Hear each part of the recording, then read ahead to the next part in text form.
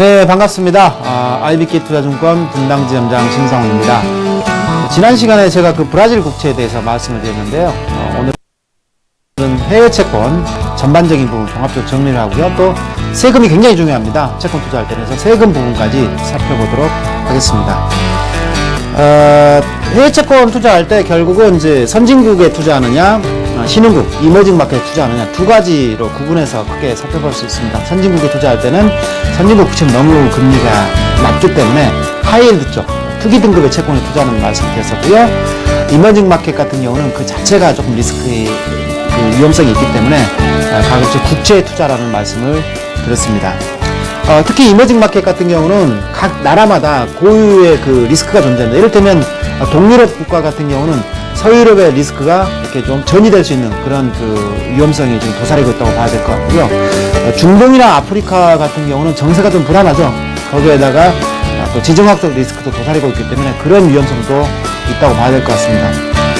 중남미는 어떻습니까? 뭐 브라질, 아르헨티나 이런 데는 항상 고질적인 인플레이션 문제가 도사리고 있습니다. 또 우리나라가 속하여 있는 아시아 신흥시장 같은 경우에는 대외적인 여건에 굉장히 취약하죠.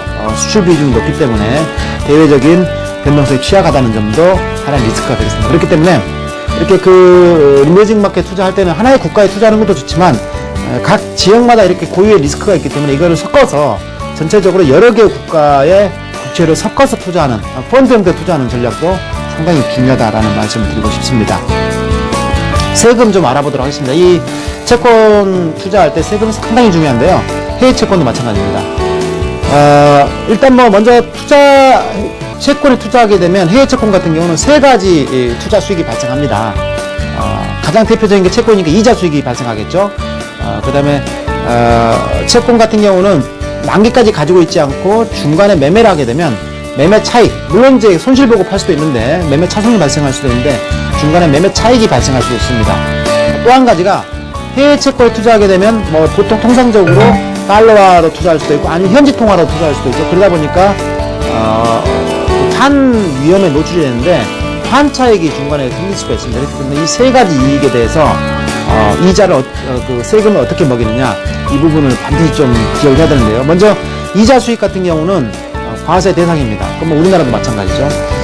또 한 가지가 이제 아까 말씀드렸던 매매 차익, 중간에 채권을 만기까지 보유하지 않고 중간에 매매했을 때 발생하는 매매 차익에 대해서는 이거는 과세 대상이 아닙니다. 물론 반대로 매매를 해가지고 그게 손실이 발생해가지고 매매 최선이 발생하게 되면 그거를 이자 수익에서 공제하는 것도 아닙니다. 그렇기 때문에 반드시 이 부분을 기억을 하셔야 될 것 같고요.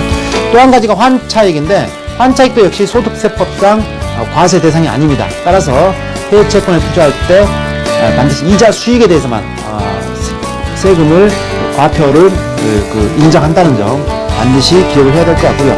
아까 제가 설명하면서 채권을 직접 매매하지 않고 이 펀드 형태로 투자하는 것을 말씀드렸거든요. 채권을 펀드 형태로 투자하게 되면 조금 다릅니다. 그거는 이자 수익, 그 다음에 매매 차익, 그 다음에 환차익 이 세 가지 전체적인 펀드에 녹아 들어가 있는 전체적인 수익에 대해서 그 배당 수익으로 인정해가지고 세금을 매긴다는 점 기억을 해야 될 것 같습니다. 다만 여기서 꼭 기억해야 될 게요.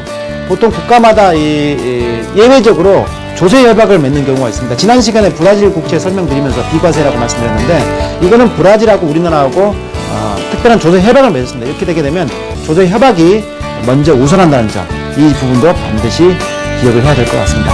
다음 시간에는요, 한 4차에 걸쳐가지고 ELS 좀 심층적으로 투자 전략에 대해서 살펴보는 시간을 갖도록 하겠습니다. 감사합니다.